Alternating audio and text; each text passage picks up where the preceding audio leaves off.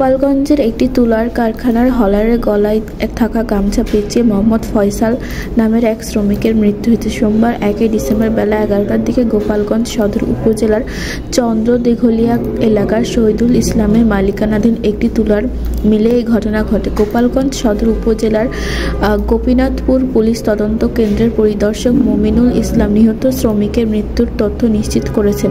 নিহত ফয়সাল গোপালগঞ্জ সদর উপজেলার চন্দ্রদিঘলিয়া ইউনিয়নের চর ভুইয়াপাড়া গ্রামের এসকেন্দারের ছেলে। পরিদর্শক মমিনুল ইসলাম জানান, ফয়সাল চন্দ্রদিঘলিয়া এলাকার ওই তুলার মিলে ঝুট থেকে তুলা তৈরি করতেন। সকালে তুলা তৈরির সময় গলায় থাকা গামছা হলারে পেঁচিয়ে তাকে মারাত্মক আহত করে। পরে তাকে উদ্ধার করে গোপালগঞ্জ জেনারেল হাসপাতালে নেওয়া হলে চিকিৎসক মৃত ঘোষণা করেন।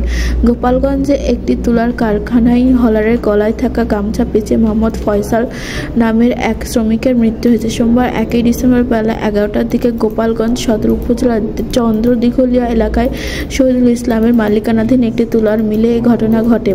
গোপালগঞ্জ সদর উপজেলার গোপনীনাথপুর পুলিশ তদন্ত কেন্দ্রের পরিদর্শক মমিনুল ইসলাম নিহত শ্রমিকের তথ্য নিশ্চিত করেছেন। নিহত ফয়সাল গোপালগঞ্জ সদর উপজেলার চন্দ্রদিঘলিয়া ইউনিয়নের চুর ভুইয়াপাড়া গ্রামের এসকেন্দারের ছেলে। পরিদর্শক মমিনুল ইসলাম জানান, ফয়সাল চন্দ্রদিঘলিয়া এলাকার ওই তুলার মিলে ঝুট থেকে তুলা তৈরি করতেন।